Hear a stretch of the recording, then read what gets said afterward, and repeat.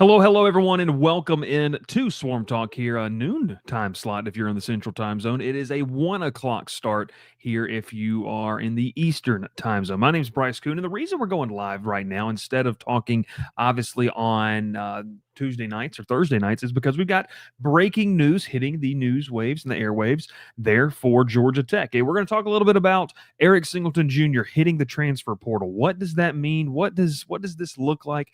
We're also going to touch on the bowl game, give my little bit of a preview. We'll obviously be talking more about that game in the coming week as well. But welcome in. Make sure you subscribe to the channel. Check out the YouTube. Check out creditbooth.com, and we will be there.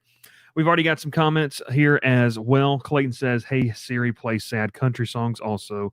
Or actually just play Juice WRLD. GT Boy says Eric Singleton with the sad emojis. Heard he went for more money. They told him no. And then Jordan Glass 123 with crying emojis there as well.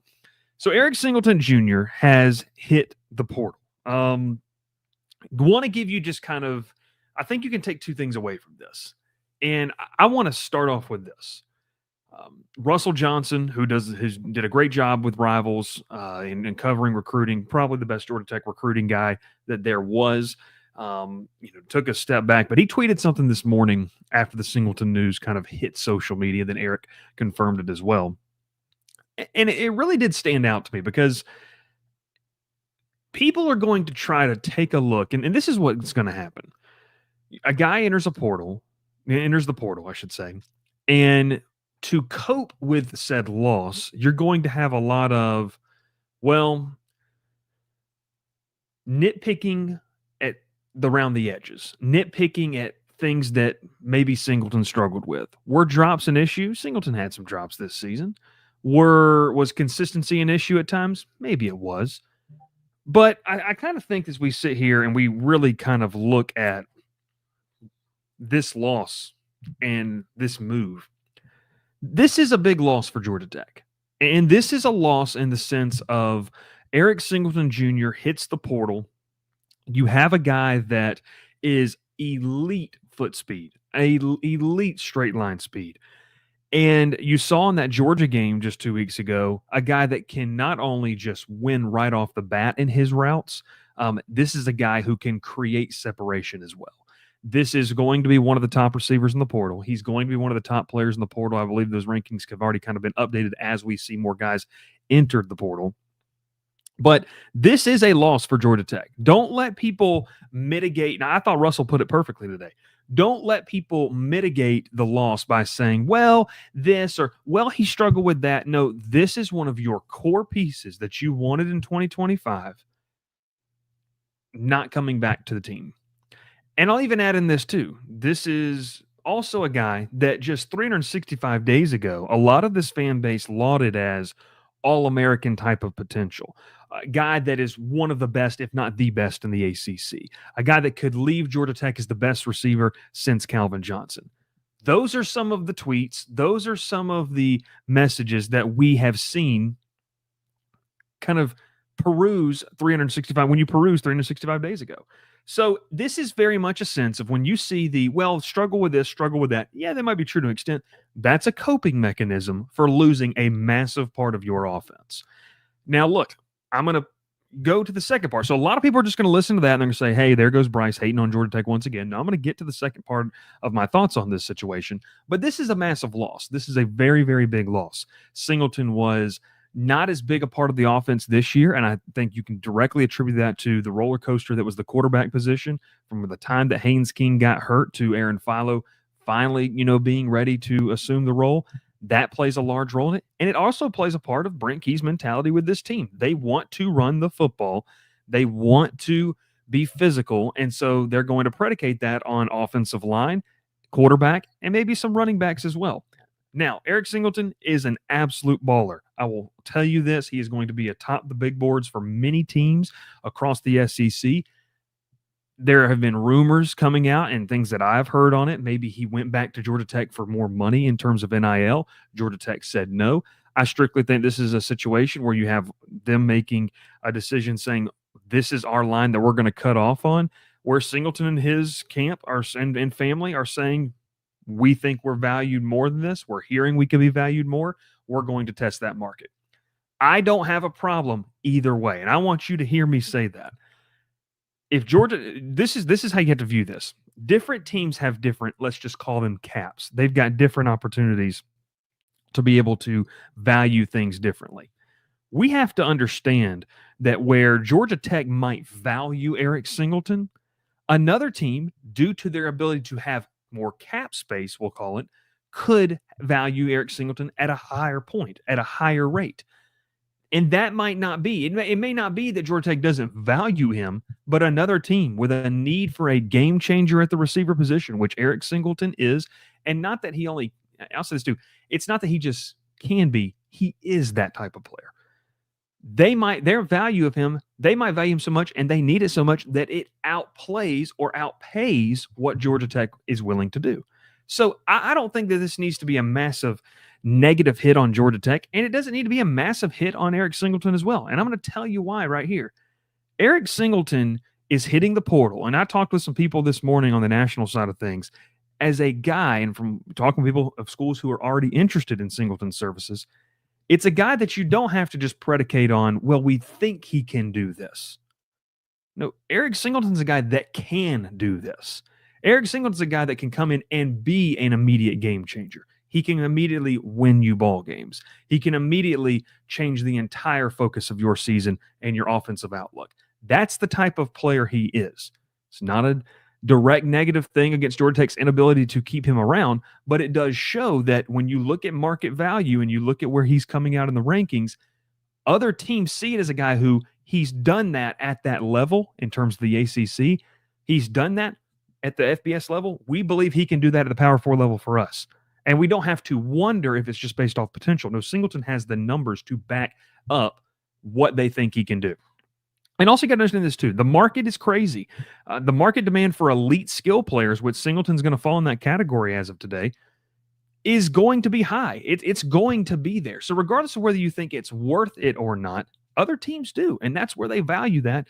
And that's why he's making the decision. I don't have a problem with Eric Singleton leaving.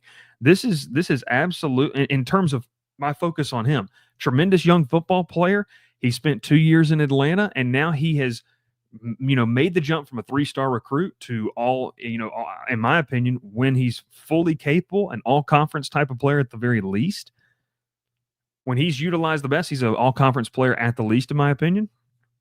This, to me, is something where you kind of sit here and say, now, he's going to go get a bag somewhere, and he's going to have an opportunity like a Kyle Kennard did this past offseason, like a Jared Ivey did with Ole Miss, and like a Jahmyr Gibbs did so many years ago.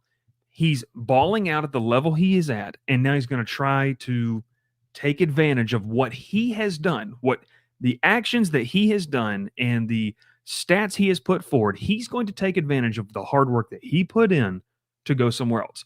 And you can like the portal, you can hate the portal. That's what this is. It's a kid who's a very good football player. Other teams recognized the last offseason. Credit to Georgia Tech, they kept him around. But now he's going to go take advantage of that. Does it spell the end of Georgia Tech's offense as a whole? No. But I think it's one of those things where it just is what it is. It is what it is. He's going to take advantage of that. So Eric Singleton Jr. hits the transfer portal. SEC teams are already going to look at him. I've got 2, 3 potentially that I already believe that are obviously a team that I'll tell you right now that I cover full time, a team that also, is a rival of Georgia Tech's, and a team, and you just look at the connections. I mean, where did the 2 guys that really recruited him go? Okay. Josh Crawford's in Athens, Kenyatta Watson's in Auburn. So not saying that he's definitely going to Auburn or Georgia, but I'm telling you, you read the tea leaves, you understand how the process works. The 2 guys that were mainly there with him to get him there, they're not at Georgia Tech anymore. So maybe there's an opportunity to build on those relationships elsewhere. What does this mean for Georgia Tech, real quick? Okay, seen a lot of things about this. And I'm not the negativity towards Eric Singleton is it's not a realistic viewpoint. If you had a better job, a better opportunity, maybe a better work environment, you would probably take that as well. And I can't blame you. An opportunity for growth, and that's what Eric Singleton's doing. Everyone in their right mind would do that. So let's take off the gold-colored lens glasses. Let's take a step back from the love and emotions we have about college football. Let's understand he's making a decision for himself. And I'd have no issue with that. None whatsoever with him doing that. I want to talk about the Georgia Tech side of things because you've got options. I'm just going to go ahead and list two guys that I really, really like, Bailey Stockton and Isaiah Canyon. Now, here's the thing. Those two players, for me, how do you replace Eric Singleton? You'd have to capture lightning in a bottle once again with a dynamic player. It's not that Georgia Tech can't do that. It's just that's a hard thing to do regardless of what logo is on the jersey, what logo is on the helmet. It's just hard to do that. Singleton came in. He was a complete catalyst for you his freshman year. And even in second year where he wasn't targeted as much, he wasn't utilized as much, the effect on Georgia Tech is largely going to come, and this is where Buster Faulkner comes into play as long as he's the OC in 2025. You have to figure out now, how do we replace the production? And like our friend Dev over in the Discord said, with the Moneyball method, in the aggregate, if you can't go or not willing to go pay for a receiver with his type of ability, if that's the case, you're going to have to now account for the fact that Singleton's no longer on the field. The threat of Eric Singleton spaced out and opened up things for Georgia Tech's offense, and I want people to understand that. Singleton being on the field commanded more attention, like we said he would coming into the season. It probably saw not as the splash season that I think fans just wanted to continue to see him on that trajectory. Still think he had a very good season. But Singleton in his right allowed for guys like Malik Rutherford to be a part of this, allowed for the tight end position in Jackson Halls to be a part of this, allowed for Jamal Haynes, the running back position, to be a part of the passing game, allowed for Chase Lane to have some opportunities, allowed for Abdul Jannah to have some opportunities.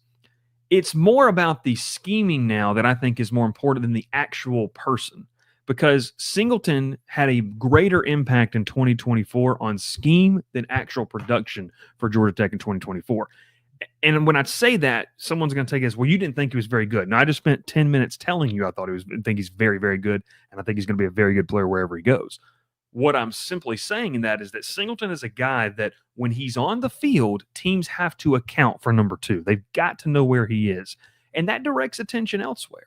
That's probably where Georgia Tech's going to feel the most in terms of the loss of Eric Singleton. Now, look, we're 5 hours into 12 hours into the portal officially being open. We're not saying Tech's not going to go try to get a receiver, or that one of those guys I mentioned, Canyon or Stockton, can't emerge as a guy for them. Simply put, here's what I'm telling you is it'll be interesting. Can they replace him in the aggregate, or is Buster Faulkner this is where you continue to learn how good of an offensive coordinator is Faulkner really? Because I like the way that he's schemed up some plays. Here's a new challenge. You lose one of your star players. What do you do now that you don't at least have the threat of him there? Singleton was about, and I'm talking about from the ground up, probably about here in terms of how good he really was. And then it's just right above in terms of the threat of Singleton. So it matched nearly what you wanted on the field. It shows, I think, how much you could miss them in 2025. We'll see what they do. It'll be very interesting to see how they counteract that. A couple questions. GT Boy says, Bryce, does this tell us GT won't put their bigger money into a wide receiver, but another position? Do they not think Singleton is worth what he's asking? I think I would say this, GT Boy, kind of what I was alluding to earlier. I think this is more of an example of Georgia Tech saying, we value Eric Singleton, but another program or other programs are going to drive that price up, and they're going to, because they have the ability, they've got the deeper pockets, the deeper well to go to, they can boost that value to where they're the only ones that get to play the game with him. And I think it's just priced out of what Georgia Tech's willing to do and the framework of that. Now, here's the thing. Do I believe that Brent Key and them maybe said no? That's maybe my personal opinion. Nothing to go off of that they really did that. But I think that the way they want to build the team is where Key's going to want to build it. And he's not going to compromise what he wants to do for anybody. Now, is that going to pay off? Maybe it does, maybe it doesn't. I just think that that's the Keys mentality in that. So that's where that's where I sit with that. J Dub's play says exactly. Let's not BS here. It's about what's best for each person. If he goes to cesspool, so be it. This is the new reality. It is. It is the new reality. It is. Mark says, I trust the staff's ability to get the best out of the receivers that we have. Guys like Eric and Malik really thrived in this system. Jack says, is he officially gone? He could come back, right? Yes, he can always come back. I don't see him coming back in this situation, but it is what it is. T Branch says it's a loss, but we have depth and a better strategy coming with larger bodies. Got good speed among the underclassmen. Singleton is a loss, but that room is deep. I hope Elko gets to move up. GT Boy says, as much as I'd hate it, he'd be a great pickup for the Mutts. Yeah, no, George is definitely in on this guy. I mean, I'll just tell you that. Dr. Bob says we should have handed the ball off to him from the 1.5 yard line in overtime number 7. Would have loved it. Excuse me. William Kent says next man up mentality. We are Georgia Tech. Let's go Jackets. And then let's get right here. Schemas, I don't know how to say this. Skamask lover. GD probably values the run more than the pass. Yeah. And here's an interesting point, too. Trevor says this. Going to miss him shows the quality of evaluation of underrated players in high school recruited by Georgia Tech. I agree. I think it shows that Georgia Tech is looking at the right guys, although the guys that brought him here are no longer at Georgia Tech. They're evaluating very well. And we saw that with National Signing Day and the Josh Petty holdout or whatever you want to call it. We saw that with a couple of flips. It's good evaluation. They're on the right track. You'd rather be evaluating guys that people want and then developing them into guys that obviously people want rather than just missing out on your initial evaluations to begin with. And Georgia Tech's trending right in the right direction of that, and I like that.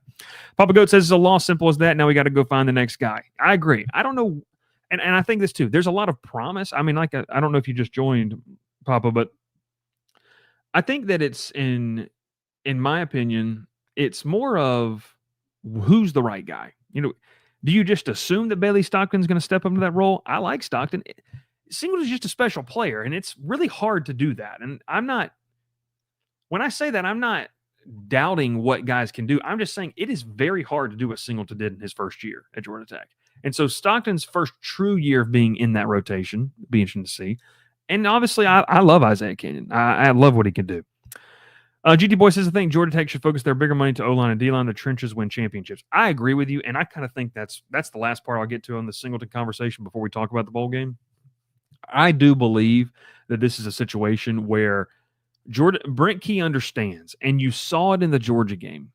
Yes, speed on the outside makes you have a chance against the Georgias and the Alabamas and the big brands, the big teams in the world. And that's not wrong. Like I can wholeheartedly, completely 110% agree with that. What I do think, though, is that Brent Key probably realized, like, man, the difference, though, is if we can control that line of scrimmage for 50 minutes, for 60 minutes, then we're cooking. And then you're talking about you're in Charlotte for the ACC title. So, look, they've got to go back to the well. They've got to replace some of the production they're going to lose along the defensive line. They've got to replace Corey Robinson. They've got to replace, guys in Jordan Williams in the offensive line. So, you know what? If they feel like, and Georgia, everyone's big board's are different. And if Georgia Tech's big board says, invest in the trenches, which common sense would probably tell you that's where Brent Key feels like things are more valuable, and a lot of teams willing to do that. He may feel like, and coaches may feel like they've got something where they can replace to a certain extent what Singleton brought on the outside, but they just value more in that building the trenches because they feel like that's what makes the biggest difference for them, and especially with the way they run their offense too. So, yeah, I think it is that. Trevor says, how big of a loss is Robinson? Who can replace him, a current freshman or a 2025 recruit? I think that you're going to see McKinney really kind of take a step up in that spot for me personally. Corey Robinson was really, really good. Like, you can't mitigate that. And SEC teams are looking at him. Like, I just go ahead and tell you, LSU is a team that's looking at him right now. So, Corey Robinson, nobody needs to be mad about that. The kid came to Georgia Tech when they weren't very good, got his degree, helped build it up, and now he's taking advantage of the opportunity like anyone would. It is what it is. Papa Goat brings up a great point here. He goes, Eric almost broke CJ's freshman record. That's huge and hard to replicate for sure. It is. And I think we can say two different things, right, Papa? I can't stand calling you. I'm just going to call you Montega because I know who you are. We can probably say two different things, Montega, right? Like, on one hand, is it very hard to replicate? And is the likelihood of that, just an easy, yeah, it's going to happen? No. But also, it doesn't mean there's not promising guys that are young guys in this wide receiver room. Like I said, Bailey Stockton, Isaiah Canyon. Canyon brings something that Georgia Tech has not had in quite some time, a big physical receiver that can be a playmaker. It's interesting. Mark A says, who will fill in for Weston at center next year? We're going to do positional recaps and looking ahead, a full series, so you'll be able to get that, Mark, here in the next couple weeks after the bowl game. Be very interesting to watch, especially as we get through more of the portal cycle. So that's where I sit with that. Eric Singleton Jr. enters the transfer portal. Look, you hate it because he's a great player, but the kid's earned the right to be able to negotiate what he wants. If Georgia Tech's not willing to match that, then you part your ways, and it is what it is. This is a different era of college football. It just is. And you cannot like it, but I'll tell you this thing. If anyone was in the position that Eric was in, you wouldn't be doing that. You wouldn't. Trevor does ask this, and this will be the last question to answer. Will he play in the Birmingham Bowl?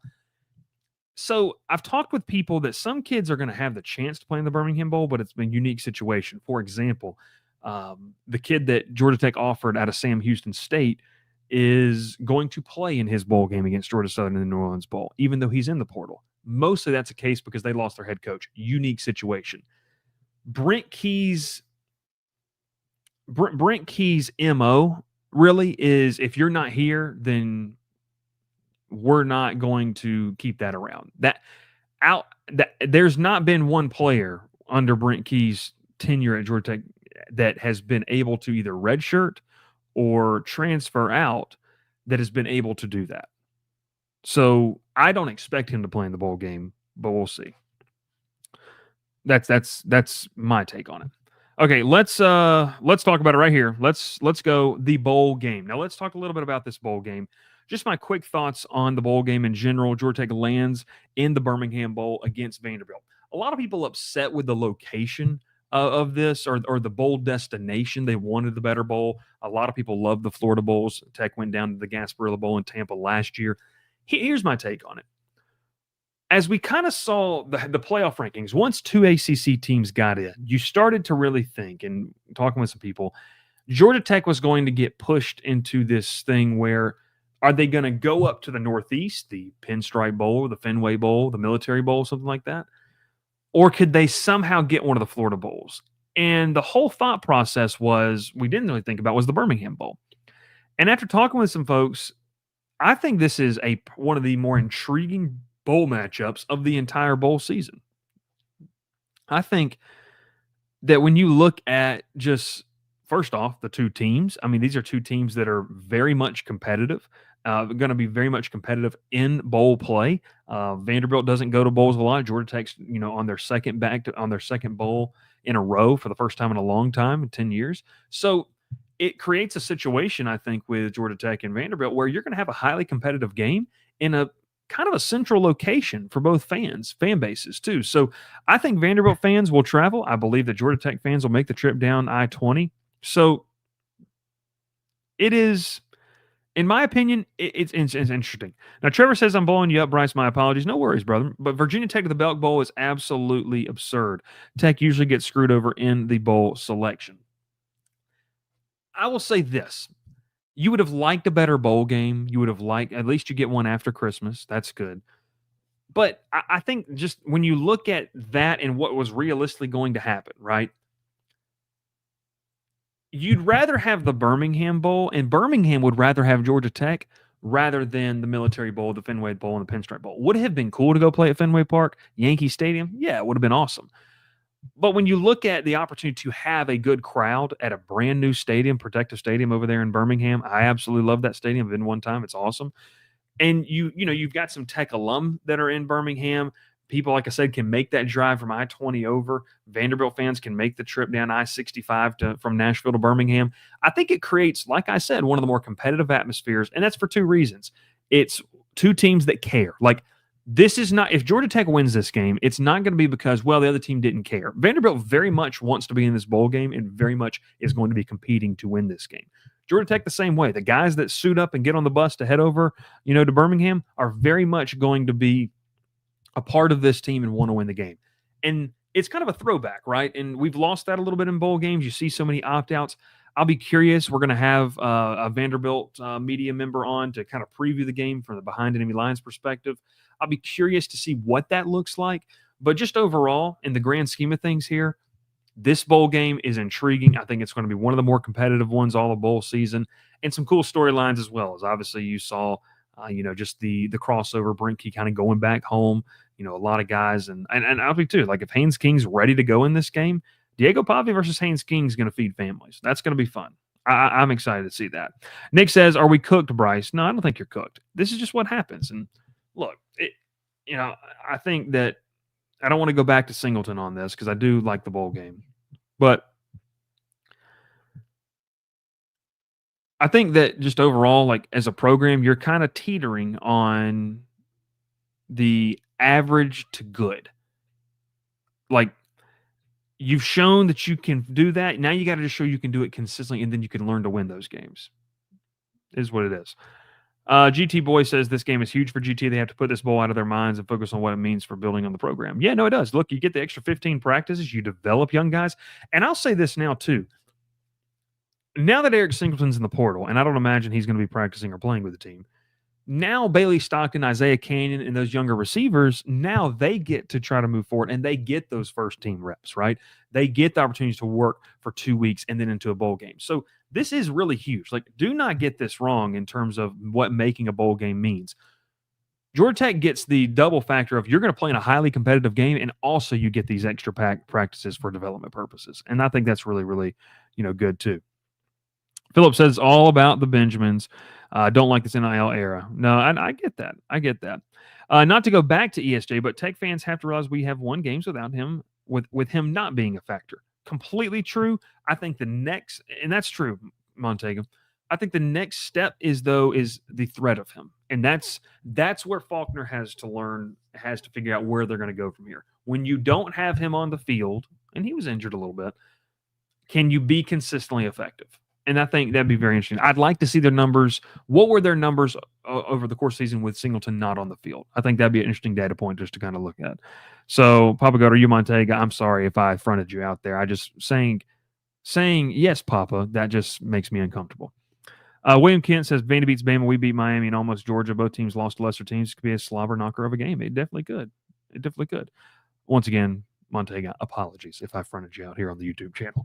We appreciate everyone tuning in. I'm excited about the bowl game. We'll go more in depth on that. Who is Vanderbilt? That kind of stuff. I wanted to pop in here for a quick live stream just to kind of talk. Well, not quick. We went 30 minutes or so. So it'll be interesting. It'll be interesting to see.